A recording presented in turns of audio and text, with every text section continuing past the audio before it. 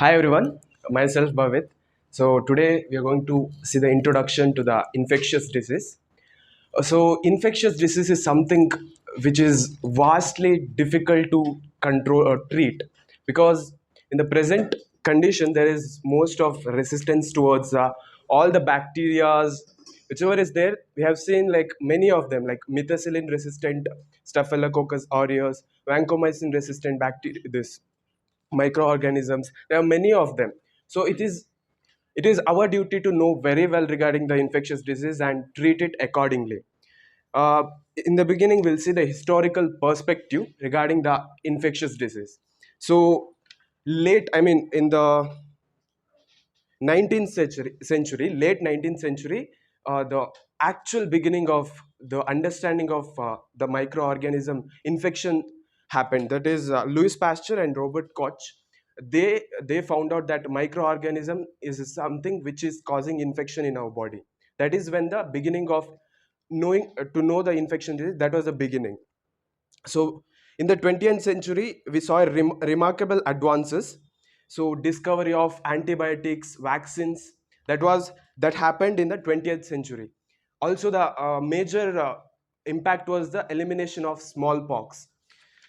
So at present, uh, in that era they thought that it can be easily treated, we can well control the infection, was a thought at that point of time. But now when you see, we can see there are a lot of, the adaptability of the microorganism is so much. So it is very important that, like, what happened is all the resistant thing came, and now it is very big challenge for all the physician to treat it.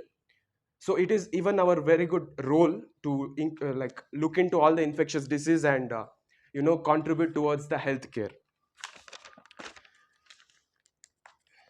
So in the furthermore, after the late 20th century, that is when we came to know that many of the chronic disease like liver cancer, peptic ulcer disease, all that was like directly or indirectly related to the this microorganism. For example, peptic ulcer disease was related to Helicobacter pylori.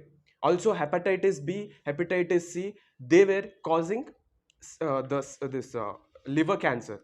Also, now the data says that 16% of all the malignancies are directly or indirectly related to infectious microorganisms. Also, in the recent present things we have seen, SARS COVID-19, also Ebola virus and Zika virus. This is usually like the rapid or the swift spread of this disease is due to very advanced interconnected connectivity towards all the cities of this world. That is how the all the infectious disease swiftly spread toward to all the part of the world, and it is making a very big challenge for physician to treat it.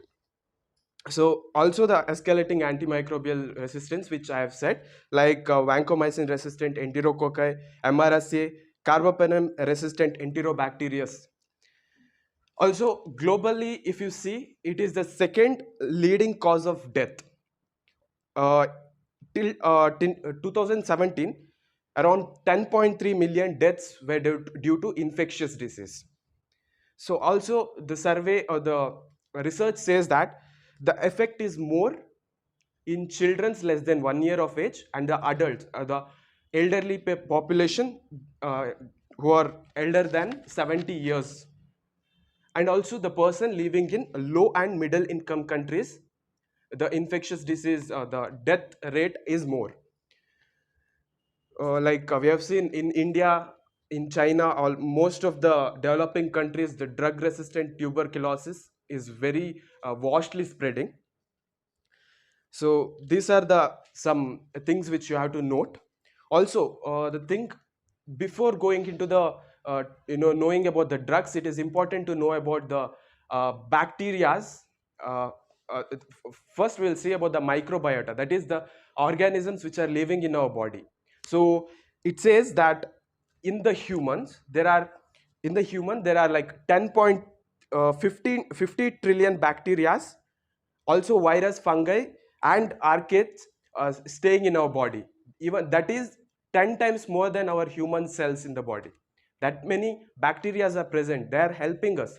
They're benefiting in many ways, like metabolisms, then food digestions. Many of the things they help. The major reservoir of this microbe is GI tract, that is gastrointestinal tract. Hippocrates, he gave a statement before, that is all diseases begins in the gut. So it is, you can understand that. Also the other part where the more bacteria, microorganisms are present is female genital tract, then oral cavity, and then nasopharynx.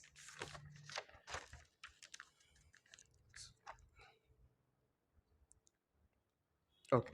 Then there are two types of bacteria that are causing micro of microorganisms which are causing us the infection. That is one, the microorganism which are present in our own body, which benefits us, that will cause you an infection. These are Staphylococcus aureus, Streptococcus pneumonia, Pseudomonas aeruginosa, and E. coli. There are so on if you keep on saying. Other strictly pathogenic which are not present in our body is rabies virus, Neisseria, gonorrhea. These and all, they are not present in our body, but when gets into our body, it causes you infection. So that is why it is very essential for us to know about the microbiota of the body. So if you know the site specific things, like for example E. coli is one which causes UTI, we know that, so we can treat directly towards which E. coli, like for example the gram negative, the drugs which treat the gram, eradicates the gram negative bacteria. So that is how we can treat. So this site specific knowledge helps us in selecting a appropriate empirical therapy. So I have said that, I have listed that, I'll say in the it now. The other thing which we have to know is the classification of the bacteria. But right now I'm doing only bacteria. In the later part, when the chemotherapy of this is done, I will start with the virus and other this organisms. So bacterial classification, this is the classification where it is done based on the staining of the bacteria, that is gram positive bacteria and gram negative bacteria. After that, the shape of the bacteria, that is cocci and rods. Then the microorganism, whether it requires aerobic or its nature, aerobic requirement or anaerobic requirement. So first, bacterial classification. This classification is based on staining of the bacteria, that is gram positive bacteria and gram negative bacteria. After that, the cocci and the rods, that are the shape of the bacteria. After that, the requirement of oxygen. If it's required, then it's aerobic bacteria. If it's not required, it's anaerobic bacteria. Uh, the gram positive cocci aerobic bacteria are Staphylococcus species, Streptococcus species, and Enterococcus species. The anaerobic cocci bacteria are Peptostreptococci, and rods. In rods, the aerobic bacteria are Bacillus, Listeria, and Nocardia. Then anaerobic are Actinomyces and Clostridium. So if I keep on saying, you will not, if you read it once again, you will understand regarding that. Then the gram negative bacteria, in that, in the cocci aerobic and facultative anaerobes, Neisseria is one among them. In anaerobic, it is Veillonella. Then in the rods, aerobic and facultative anaerobes, in that Enterobacteria is there, then Pseudomonas is there.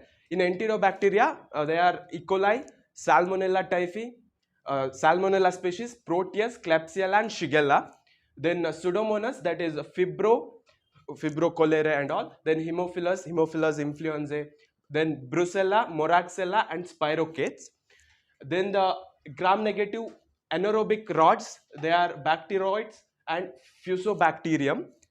Then some which doesn't come in gram positive also, and also gram negative bacteria, they are like poorly staining, like helicobacter species, mycoplasma, and legionella. The importance here is, if you know which bacteria or which microorganism is present in the like infection is occurring, then we can treat according to that. So in the first difficult thing is that if you take a blood culture, so it takes around 5 days for it to come. So first thing is, we see, the physician sees the like what this complaints, presenting complaints, like When a patient has abdominal pain, loose motion, vomiting, if they're relating it, they'll relate where they'll think that, like for example, the bacteria which usually causes abdominal pain and all, that part, that site which infection occurs, according to that they will treat. For example, for metronidazole and ciprofloxacin, this ceftriaxone and all, they will use when there is an infection in the gut part and all. So that is the how empirical therapy is there. So I'll talk about the empirical therapy or the location, uh, the disease and the common microorganism which are causing that. For example, septic shock. So treating when there is a sepsis, when we see that what is the exact site from where the sepsis occur. For example, if the lung is the cause, then we will treat the lungs which are like pneumonia. So that drug which eradicates that pneumonia, if it is gram negative, then we will look into, usually what we will do is empirical therapy. We take a broad spectrum. When there is when you know which bacteria is causing it, when then we reduce it to narrow spectrum. So in septic shock, staphylococcus aureus, streptococcus pneumonia and other enteric gram negative bacilli, they are the major microorganism which will cause you a septic shock. In case of pneumonia, in the community acquired pneumonia, Streptococcus pneumonia, Mycoplasma pneumonia, Haemophilus influenza, Chlamydia pneumonia, and Staphylococcus aureus. These are the major bacteria which cause you a community acquired bacteria, a community acquired pneumonia. So in that case, when you select a empirical therapy, we have to focus on these microorganism to treat this. And in hospital acquired ammonia, all these other previously said microorganisms, along with that gram negative bacilli, in that pseudomonas aeruginosa and klebsiella pneumonia. These are the microorganisms which will cause you hospital acquired pneumonia. Also intra-abdominal infection. So you have to see, like anorexia, like clostridium species, E. coli and all, they will cause you intra-abdominal infection. Then skin and soft tissue infection, gram-negative bacillus, that are E. coli, Staphylococcus aureus, Streptococcus pyogenes. These are the microorganisms which will cause you this skin infection. And also there are a lot of things which you have to see. This is just a brief explanation. So while treating, that is what we have to see, uh, which can be the probable bacteria which are causing it, and based on that empirical therapy. This will be done in the later classes. Whoever is taking that chemotherapy, that is when it will be done. So yeah, thank you.